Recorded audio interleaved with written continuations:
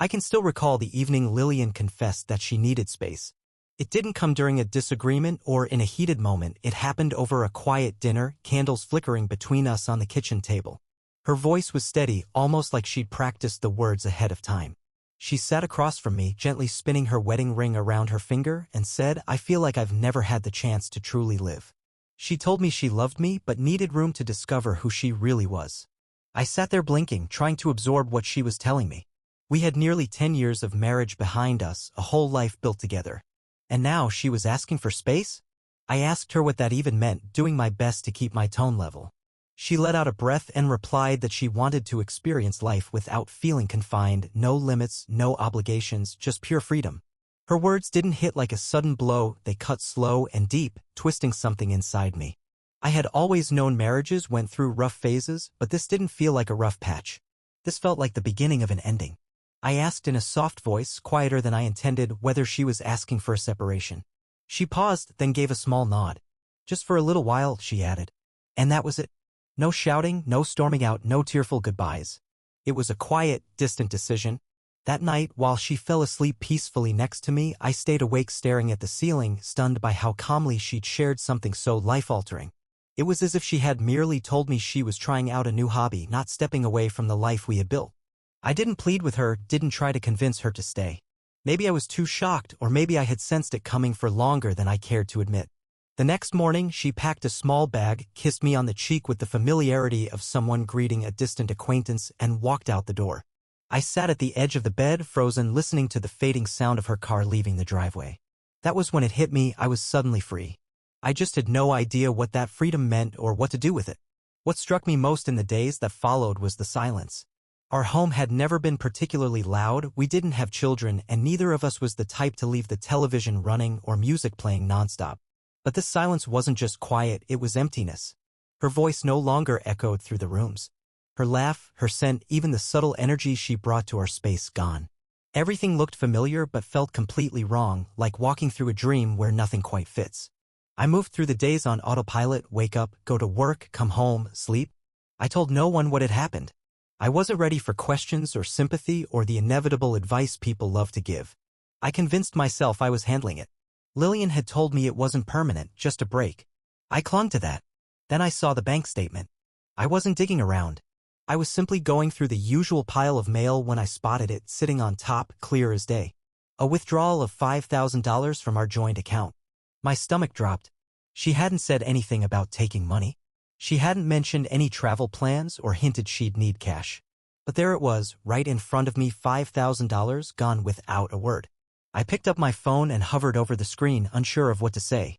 I couldn't just write, "Hey, noticed the missing money, hope you're enjoying your freedom." So I sent a short message, "Did you take money from our savings?" Then I waited. Minutes ticked by, then an hour. Still nothing. By nightfall, my worry had hardened into something more serious. It wasn't just about the money anymore. It was about respect, trust. If she wanted time apart, I could accept that. But taking our savings and vanishing without even a heads up? That felt deliberate. Sleep didn't come easy that night. My mind raced with questions. Was she planning something bigger? Was she ever planning to return? Had someone else entered the picture? I tried to push that last thought away. Surely it was too soon for that. Or was it? By morning, I'd had enough.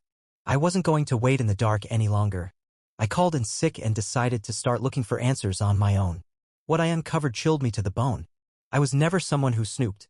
In our decade together, I had never once gone through Lillian's phone or questioned who she was talking to. Our marriage was supposed to be built on trust. But trust didn't explain $5,000 gone without explanation. Trust didn't make sense of her walking away from our life like it was an outdated contract she could simply cancel. So I crossed a line I never thought I would. I sat at my desk, logged into our shared phone account, and opened her call history. My heart thudded as I scrolled. Most numbers were familiar, her sister, a coworker, mutual friends. But then I saw something strange. A single number appeared again and again, far too often to be coincidence. At first, I tried to rationalize, maybe it was a new friend or someone from work. But the pattern nagged at me. I copied the number, pasted it into the search bar, and hit enter. A name popped up. My stomach churned, a deep twist of recognition hitting me hard. I knew exactly who the man was. Greg Turner. Not an old flame.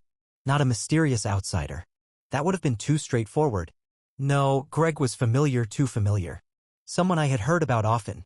Someone who was already part of our world. He worked with her. Just a colleague, she'd always say with a casual laugh. Greg had the funniest joke at work today. Greg brought donuts for everyone. These little offhand remarks didn't seem significant at the time. But now?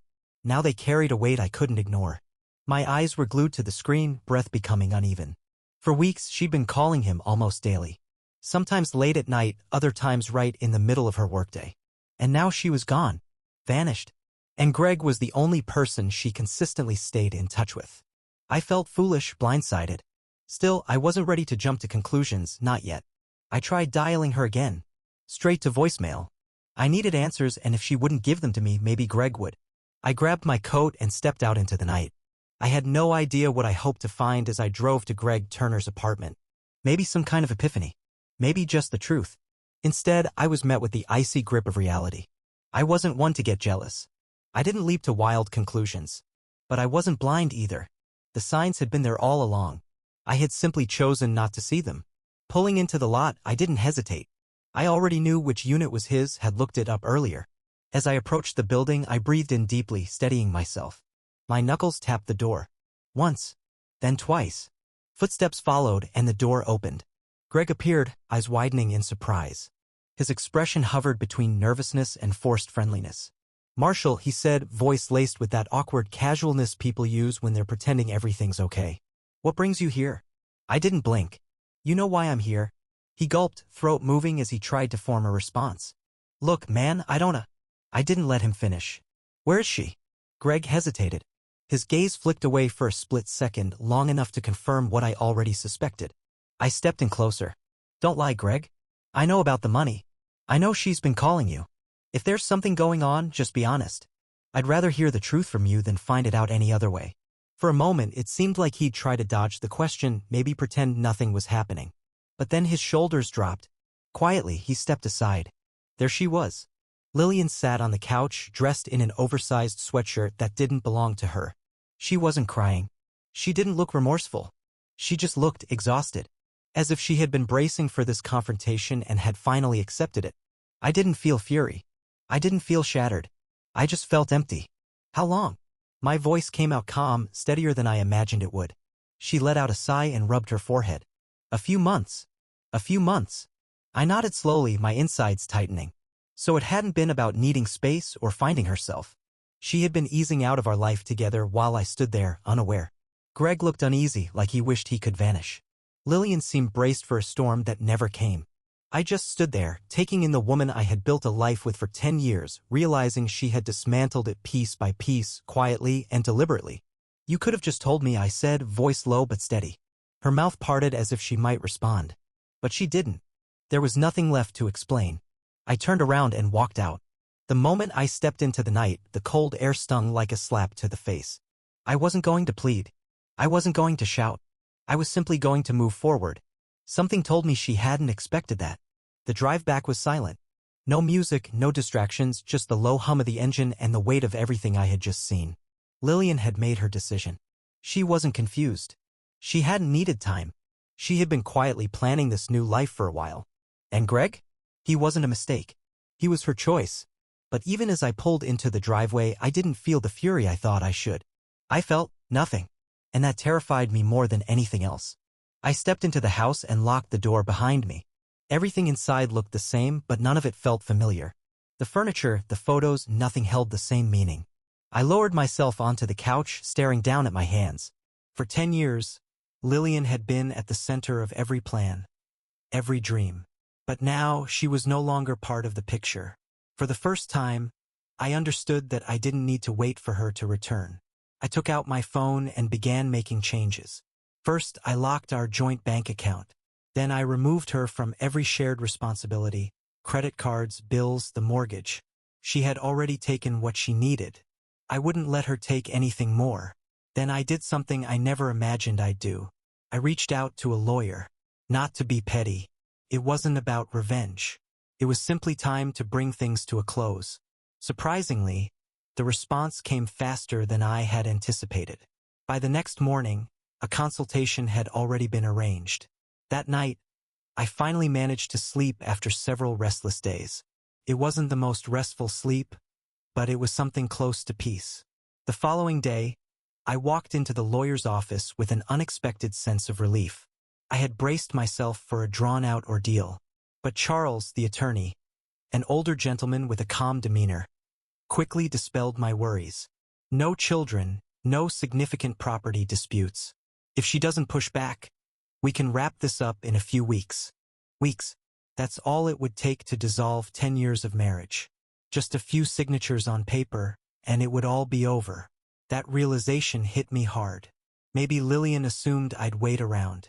Perhaps she figured I'd be devastated, clinging to the idea of reconciliation, that I'd hold onto the hope that she might return, enjoying her newfound freedom while keeping me on standby.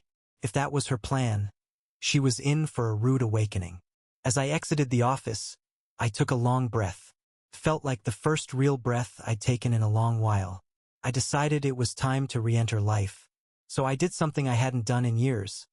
I stepped out, not for drinks or nightlife, but just to be around people again. I grabbed a coffee, went for a walk, and watched the city pulse with energy. Then something unexpected occurred. A familiar voice called out my name. Marshall.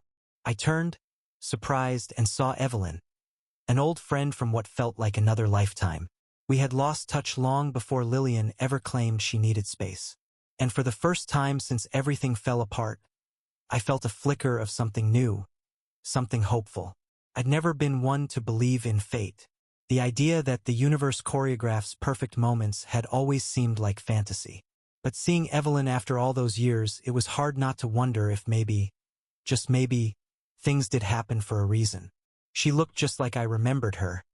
Yet there was something different, more grounded, about her now. The last time we had seen each other, we were barely out of college, close friends pulled apart by the tides of life. And now here she was, standing in front of me with a coffee cup in hand, as though she'd stepped out of a dream. Marshall, she said again, tilting her head and smiling gently. Wow, it's been what? 10 years. Something like that, I replied, still trying to shake the surreal feeling of running into her. You look great. So do you, she said with a warm smile, though her eyes hinted at something deeper. But different. I laughed softly. Yeah, life tends to do that. After a brief pause, she motioned toward a nearby empty table. Do you have time to catch up? Technically, I didn't. My mind was spinning with tasks. Lawyers, forms, the overwhelming question of how to rebuild my life. But something inside me, something deeper, told me this mattered. I nodded. Yeah, I do. We sat down, and for the first time in weeks, I felt like I could actually breathe. We started with the small talk, work updates, family stories, those everyday details people cling to when reconnecting. Evelyn shared that she had recently moved back after spending several years on the East Coast in marketing. She had just ended a serious relationship and was trying to figure out her next steps. Funny, I was in exactly the same place. Then the conversation took a more personal turn. What about you? She asked gently. Are you married? I let out a slow, steady breath. Not anymore. Her eyebrows lifted slightly. So, divorced. In the process, I replied. She didn't press for details. Instead, she just listened, giving me the space to share whatever I wanted. And before I realized it, I was telling her everything. About Lillian. About the night she said she needed freedom. About the finances. About Greg Turner. I had expected Evelyn to respond with shock or outrage. Instead, she nodded knowingly, like she'd seen this kind of story unfold before. You know, she said thoughtfully, stirring her coffee, some people aren't really seeking love, they're seeking control. And when that control slips away, they don't know how to handle it. I frowned. What do you mean? She leaned back, her gaze steady. You let her go. You didn't beg. You didn't fight. And now, instead of waiting around in pain, you're moving forward. I doubt she saw that coming. Her words hit deep. Lillian had always held the reins. She made the plans, decided where we lived, chose how we spend our money. Even our vacations were on her terms. I used to think that was just part of being a good partner. But now she had walked away and I hadn't chased her. That shift must have shaken her more than she ever expected. Days passed, and for the first time in what felt like forever, life started to feel somewhat normal again. I returned to the gym, reconnected with old friends, and refocused on work. And just like Evelyn had hinted, Lillian resurfaced. It began with a single text message. "Hey, can we talk?" I stared at the screen. My heart didn't race. My hands didn't shake. A month ago, I would have leapt at the chance, asked what she wanted, whether she was okay, if she had changed her mind. But now? Now I understood. This wasn't about reconciliation. It was a test. A probe to see if she still held any power over me. I stayed silent. The following day brought another message. She wrote that she missed me, admitted she had made a mistake. Still, I gave no reply. On the third day, my doorbell rang. When I opened it, Lillian stood there, but she wasn't the composed woman who had walked out. Her confidence had faded, nerves clung to her like a shadow. In that moment, it hit me, I was winning a battle I hadn't even realized I was in. As I stood in the doorway, I watched her fidget beneath my gaze. Lillian had always held control, always made the choices, and steered the direction of our relationship. But now? Now, for the first time, uncertainty had crept into her. "Hey," she murmured, forcing a small, uncertain smile. "Can I come in?" I didn't move right away. I wanted her to feel it, the hesitation, the shift in control. After a moment, I stepped aside just enough to let her through. She walked into the living room and we stood in quiet stillness for a moment. The house looked unfamiliar now. Just a month ago, it had felt hollow without her presence. But today? It felt like it belonged to me. The emptiness had lifted and I wasn't clinging to the past anymore. I had begun building something new. Lillian's gaze swept across the room, pausing on the subtle differences, a few new books stacked on the shelf, a jacket that didn't belong to her tossed over a chair, small but undeniable signs that life had moved on. She turned toward me, nervously biting her lip. "You never answered my texts." I gave a slight shrug. Didn't see much reason to. Her expression fell, only for her to quickly mask it. "Marshall, I think I made a mistake." I leaned against the wall, arms folded. "Which part?" She hesitated, her voice unsteady. "All of it." My brow lifted. "You mean walking out on me? Or was it the lying about where you were going? Or maybe taking $5,000 without so much as a word?" She winced at each mention. I wasn't thinking clearly. I studied her carefully, breathing out slowly. "So what changed?" She opened her mouth, but no answer came. I didn't need one. The truth was plain, Greg Turner had lost his appeal. Or more accurately, the fantasies she had built around him had fallen apart. Perhaps she had come to realize he wasn't the escape she hoped he'd be.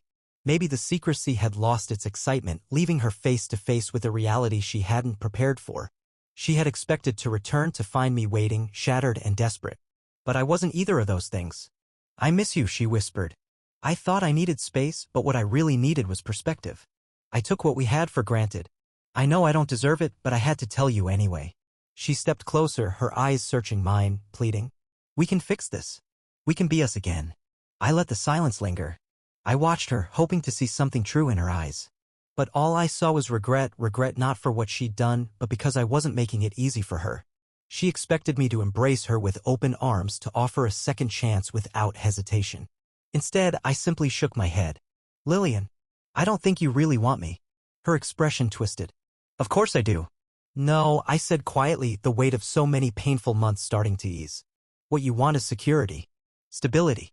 And when you thought you had found something better, you didn't think twice about throwing this away. Now that it didn't work out, you're back. But that's not love. That's regret." Tears gathered in her eyes. "That's not true. I love you, Aya." I stopped her there. "Then why didn't you realize that before you left?" She couldn't answer. I gave a small nod to myself, the truth finally settling in. I didn't love her anymore. Maybe I'd clung to the image of our marriage longer than I should have. Maybe I told myself she was still the woman I had fallen in love with all those years ago. But that person was gone. And so was the man I used to be. "I'm not angry," I told her, my voice steady. "But I'm finished." She exhaled, her breath shaking. "So that's it?" I nodded. "That's it." We stood in silence. She stared at me, searching my face for something, maybe a trace of emotion, some thread of affection. But there was nothing left to find. Eventually, she nodded, brushing away the tears. "Okay." She turned toward the door, stopping just before she opened it. "Goodbye, Marshall." I didn't respond. I simply watched as she walked away. For the first time in months, a sense of freedom settled over me. The door clicked softly behind her, and I stood there for a long time, letting the stillness wrap around me. I had pictured this moment countless times, what I'd say if she returned, how I'd react. A month ago, I might have begged for another shot, tried to repair something that had already fallen apart. But now? Now I felt unburdened. There was no bitterness. No anger. Just finality. I turned and looked around at the space I called home. It didn't feel like the ruins of a broken relationship anymore. It felt like the beginning of something new. I drew in a deep breath and picked up my phone. Not to look for messages from Lillian. Not to relive the past. I had one name on my mind. Evelyn. We had been talking a lot since the coffee shop meeting. It wasn't anything serious, not at this point. Still, something genuine was beginning to take shape. I scrolled back to our most recent chat. Me had a surprise visitor earlier, my ex stopped by. Her response was almost immediate. Evelyn, oh really? Let me take a wild guess. She's trying to win you back? A grin tugged at the corners of my mouth. Me, you must have some kind of sixth sense. Evelyn, not quite. Just speaking from experience. Let me guess again, you didn't give in? I leaned into the cushions of the couch, smiling to myself. Me, not for even a moment. There was a brief pause before her next message appeared. Evelyn, good. Because I would have been seriously disappointed if you had. A chuckle escaped me as I shook my head. Laughing felt refreshing, like a weight lifting. For once, I felt more than just pain. Without overthinking, I typed again. Me, wanna grab dinner tonight? Her answer popped up before I even had the chance to lock my screen. Evelyn, I'd love to. For the first time in what felt like forever, I wasn't stuck in the past. I wasn't chasing something that was long gone. I was finally looking ahead, and it felt incredibly right.